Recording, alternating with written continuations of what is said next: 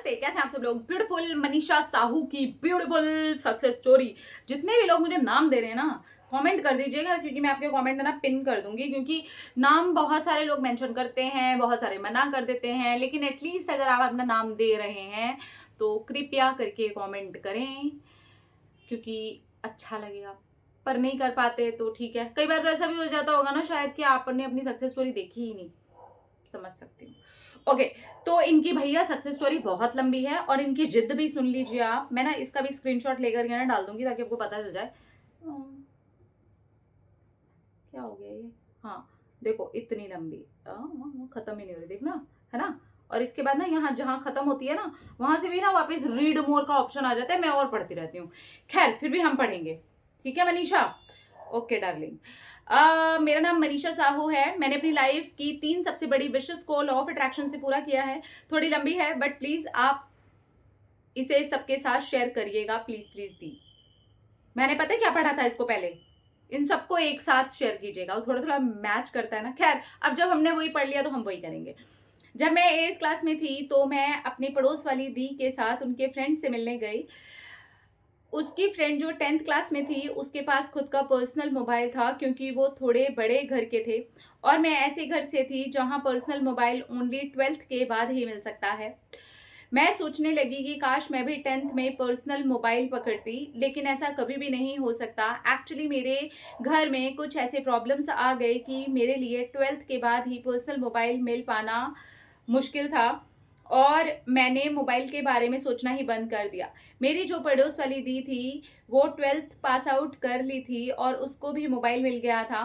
मैं अब सोच रही थी कि किस्मत में जो फ़ोन मिल गया है इन्हें। जब मैं 10th क्लास में आई तो उस टाइम कोरोना वायरस आया हुआ था और लॉकडाउन भी लग गया था, जिस कारण हमारी पढ़ाई ऑनलाइन होने लगी। दी एक दिन मेरे मामा ने सबके सामने बोला कि इसकी पढ़ाई करने के लिए एक मोबाइल लेना पड़ेगा, क्योंकि मैं अपने मामा के यहाँ पर रहती हूँ। मैं सोच भी नहीं सकती थी कि मेरे मामा खुद मेरे लिए मोबाइल लेंगे। जब उन्होंने ऐसा बोला तो मैं रात को ऐसा विजुअलाइज करने लगी कि मेरे हाथ में मोबाइल है और मैं सेल्फी ले रही हूँ, चैटिंग कर रही हूँ और वो लड़की पढ़ने के लिए फ़ोन दिया जा रहा था। देखो विजुअलाइजेशन देखो, और इमोजी भी हंसी वाला दिया हुआ है। मैं रात भर सो नहीं पाई क्योंकि मैं बहुत ज़्यादा खुश थी। एटलीस्ट मेरे लिए फ़ोन लेने की बात तो चली। नेक्स्ट दिन ही मेरे मामा ने मुझे बुलाया और मेरे हाथ में न्यू मोबाइल रख दिया। या ठिकी। मैं इतनी इतनी ज़्यादा खुश हो गई कि मैं बता भी नहीं सकती। रात को ही मोबाइल को अपने हाथों में महसूस किया और सेम उसी तरीके से सुबह को मेरे मामा ने मेरे हाथों में रख दिया।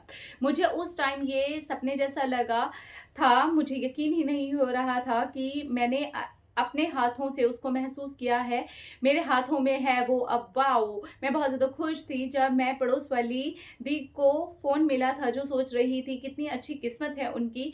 वही अब सेम मैं मेरे बारे में भी सोच रही थी। वो बोली, अरे वाह मनीषा, तुझे तो 10th क्लास में ही फ़ोन मिल गया, बड़ी अच्छी किस्मत है तेरी। और पता है दी, कुछ टाइम के बाद उसके फ्रेंड से मिली, तब मुझे ये याद आया, मैंने बहुत पहले इसी को देख करके बोला था कि 10th में मुझे भी बस फ़ोन मिल जाए।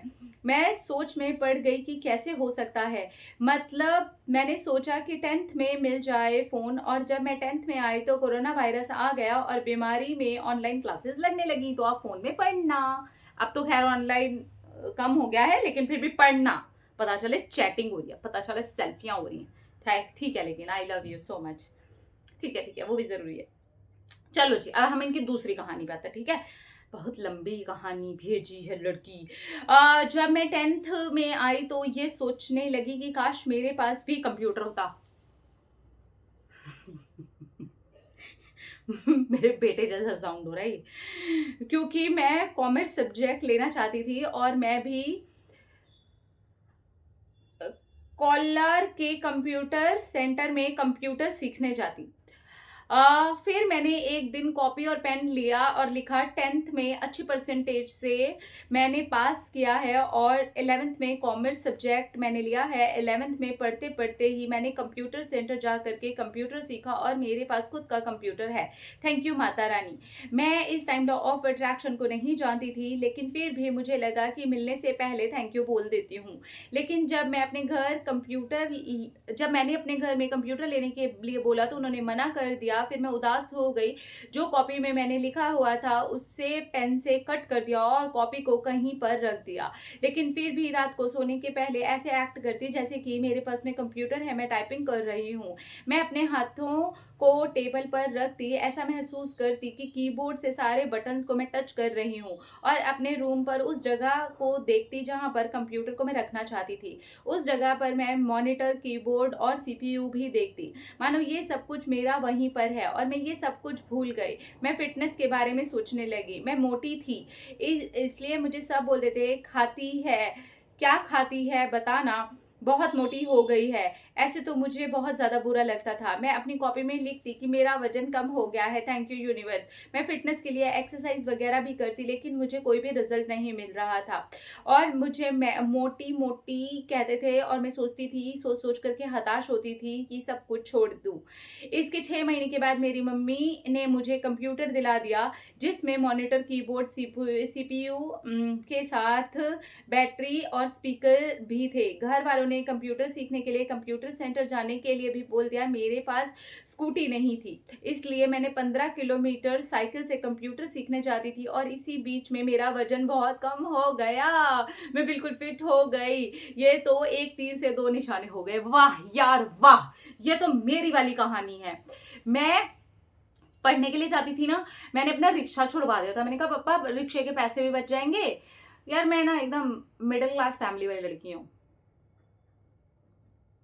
तो वो रिक्शे के पैसे बचना भी बड़ी चीज़ थी। हालांकि मेरे पापा ने मना कर दिया, यार बहुत दूर है तुम्हारा स्कूल, लेकिन मैंने सोचा लहराते लहराते आ जाऊंगी, आई मीन चलते चलते आ जाऊंगी पैसे भी बचेंगे और ये जो है मोटी मोटी सब बोलते रहते हैं वो भी कम हो जाएगा। और ऐसे ही कुछ हुआ था ना मेरे साथ। लेकिन उस टाइम पर मेरे पास साइकिल थी, लेकिन हम ना ऐसे बहुत मेन रोड से जाना पड़ता था, तो इसलिए वो थोड़ा रिस्की था, इसलिए पापा वो अलाउ नहीं कर रहे थे। बट पैदल अलाउ कर दिया था कि किनारे किनारे से आ जाएगी चलते फिरते। चलते फिरते आई गई जो बोलते थे कि क्या खाती है, इतनी मोटी हो गई है, आज वो खुद मोटापे का शिकार हो गए हैं। पहले मुझे बोलते थे कि क्या खाती है, मोटी हो गई है, खा खा करके ऐसा बोलते थे, कुछ दवाई ली है क्या पतली होने की। आज मैं उन्हें बोलती हूँ कि मुझे थोड़ा मोटा होना है। क्या खाते हो तुम ही बताओ ना। शर्म से उनकी आंखें झुक जाती हैं और मैं फिर बोलती हूँ कि इसलिए कभी भी किसी के ऊपर हंसना नहीं चाहिए। तो वो बोलते हैं कि बात तो सही है। मैं एक दिन सडनली मैंने वही कॉपी ली, मैंने अपनी विशेस लिखी और उसी कॉपी में वर्किंग नोट के लिए मैं पढ़ती थी। तभी मैंने अपने विशेस को देखा। मैंने 10th में जो लिखा था 11th क्लास के लिए, और 11th क्लास में बिल्कुल वैसा ही हो गया जैसे मैंने 10th में सोचा था, और ये देख करके मैं बहुत खुश हुई। फिर धीरे धीरे लॉ ऑफ अट्रैक्शन के बारे में पता चला। फिर मैंने द सीक्रेट मैजिक रीड कर लिया और पढ़ने लगी। तब मुझे पता चला कि मैंने अपनी चीज़ों को पाने के लिए लॉ ऑफ अट्रैक्शन अनजाने में ही यूज़ कर लिया है। मैंने अपने 3 चीज़ों को अट्रैक्ट कर लिया है। फिर मैं उसके बारे में यूट्यूब पर वीडियोस देखने लगी, तभी मुझे आपका चैनल मिला और मैंने उसे सब्सक्राइब कर लिया। और थैंक यू सो मच मेरे प्यारे प्यारे सब्सक्राइबर्स, आई लव यू। मैं उसी टाइम आपको अपनी सक्सेस स्टोरी बताना चाहती थी ताकि आप बाकियों के साथ शेयर करें। मेरा एक बिगेस्ट ड्रीम था जिसे मैं पूरा करके सबके साथ में बताना चाहती थी। मैं आपके साथ सक्सेस स्टोरी के वीडियोस देख करके अपनी गलती को सुधार रही हूँ। जब मैंने सब कुछ अच्छे से सीख लिया तो ये और भी ज़्यादा मैजिकल हो गया। अब आता है थर्ड। देखो थर्ड के बाद मैंने क्या कहा था, रीड मोर लिखा होगा। रीड मोर के बाद हम अब फिर पढ़ेंगे आधा पेज। मनीषा, ओ मम्मी इतनी सारी। एक्चुअली मेरा ड्रीम था कि मैं रायपुर के डिग्री गर्ल्स कॉलेज में पढ़ाई करूं, क्योंकि ये हमारे यहाँ का सबसे बेस्ट गर्ल्स कॉलेज है। क्या नाम है उसका? ड्रीम था कि मैं रायपुर के डिग्री गर्ल्स कॉलेज में पढ़ाई करूं, क्योंकि हमारे यहाँ का ये बेस्ट गर्ल्स कॉलेज है। अच्छा, मेरी सिस्टर अभी अभी ना रायपुर ही गई हुई है, अभी आज वो वहीं है।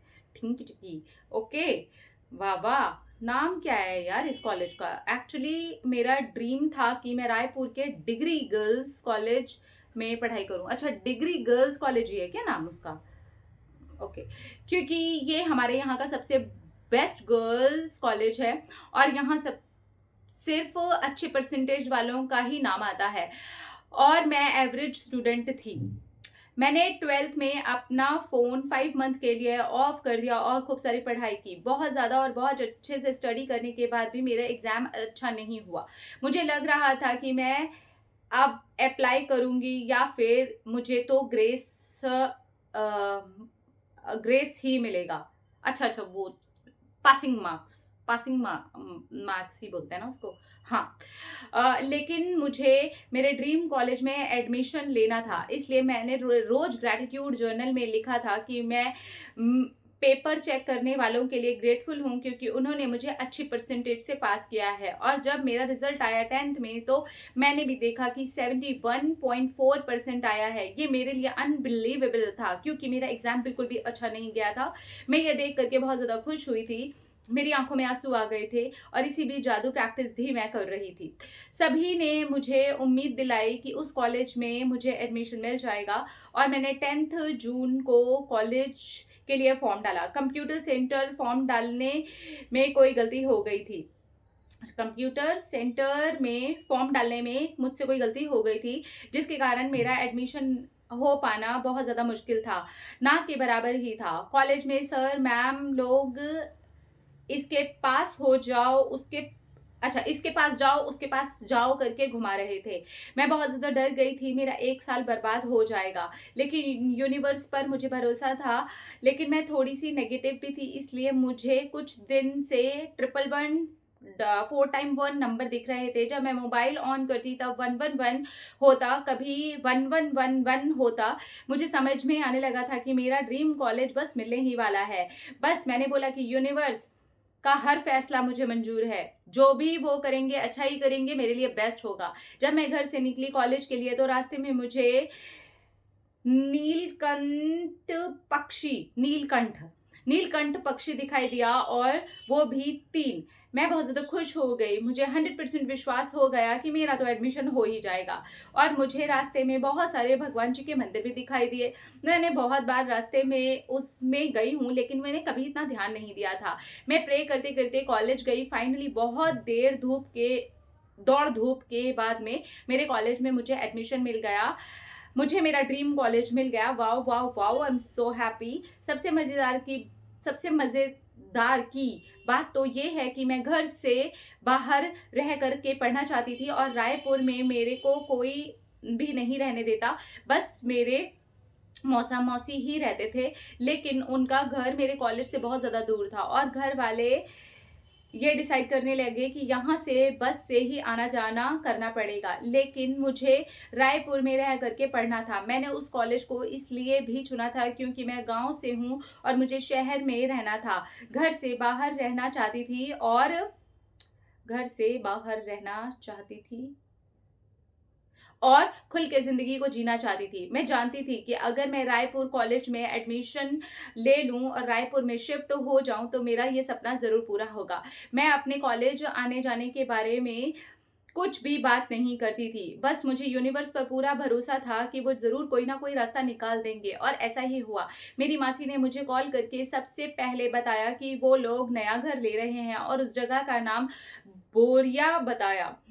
मैं बहुत ज़्यादा खुश हो गई और दुखी भी थी ये सोच करके कि अगर बोरिया में मेरा कॉलेज से बहुत ज़्यादा दूर हो जाएगा तो मेरा ये सपना टूट जाएगा, क्योंकि अगर मैं शहर में रह सकती हूँ सिर्फ अपनी मासी के साथ ही रह सकती हूँ। फिर शाम को जब साथ में बैठे तो मैंने सबको बताया मौसा मौसी लोग बोरिया में नया घर ले रहे हैं। तो सब लोग बहुत ज़्यादा खुश हो गए और बोले ये तो बहुत अच्छी बात है, बोरिया तेरे कॉलेज के बहुत पास है, दूर नहीं पड़ेगा, अब वहीं रह करके पढ़ाई करना। ये सुन करके मेरी खुशी का कोई ठिकाना ही नहीं रहा। मैं बहुत ज़्यादा खुश हो गई और रो पड़ी यूनिवर्स के प्लान से। यूनिवर्स ने हर एक चीज़ को मेरे लिए प्लान कर दिया। इसी बीच यूनिवर्स मेरा टेस्ट भी ले रहे थे। मेरी मासी ने कुछ दिन के बाद कॉल करके बताया कि कुछ प्रॉब्लम आ रही है, घर लेने में शायद नहीं हो पाएगा। उसके कुछ दिन के बाद में कॉल करके बताया कि उनका मालिक फ़ोन नहीं उठा रहा है, हमने उम्मीद ही छोड़ दी, लेकिन मैंने उम्मीद और विश्वास करना नहीं छोड़ा। मुझे पता था कि उन्हें वो घर 100% मिलेगा और मैं टेंशन फ्री हो गई, क्योंकि मुझे पता था यूनिवर्स मेरा टेस्ट ले रहे हैं। मैंने भी यूनिवर्स को बता दिया कि मुझे आपके प्लान के ऊपर पूरा भरोसा है, आप जो भी करोगे वो मेरे लिए बेस्ट ही होगा। और ये बोल करके मैं ग्रेटफुल हो गई, हैप्पी भी हो गई। फिर मासी ने सुबह सुबह कॉल करके बताया कि हमारा घर फाइनल हो गया है, अब हम नेक्स्ट संडे को शिफ्ट हो रहे हैं। मैं ये सुन करके बहुत ज़्यादा खुश हुई, मैंने थैंक यू यूनिवर्स बोला और फिर उनके ही यहाँ पर शिफ्ट होने के बाद नेक्स्ट संडे को मैं भी उनके साथ ही शिफ्ट हो गई और अब बोरिया में रह करके कॉलेज आना जाना कर रही हूँ, लाइफ इंजॉय कर रही हूँ। मुझे ऐसा लग रहा है जैसे मैं अपनी किस्मत बदल चुकी हूँ, मैंने अपनी किस्मत खुद लिखी है, मैं अपनी ड्रीम लाइफ जी रही हूँ। Thank you thank you thank you universe, I am so grateful and I am so grateful मेरी जान कि अब आपकी जाके सक्सेस स्टोरी फिनिश हुई है। एंड मेरी ये प्रेयर है आपके लिए कि आपकी सक्सेस स्टोरी लाइफ में कभी खत्म ना हो। ये सारी सक्सेस स्टोरीज इनके विश्वास की है, इनके विश्वास की ताकत की है। ये विश्वास करते हैं और उसके ऊपर छोड़ देते हैं कि ठीक है आप जो करेंगे बेस्ट करेंगे, इसलिए इनके लिए वो बेस्ट रिजल्ट्स ही आते हैं, बिकॉज ये बेस्ट ही मैनिफेस्ट करते हैं। I am really very happy for you कि इस एज में आप ये कर रहे हैं। लाइफ बहुत शानदार है अब आपकी, कंग्रेचुलेशंस। अपना रखिए ख्याल, अपने ढेर सारा प्यार ताकि अट्रैक्ट करें ढेर सारा प्यार। I love you all.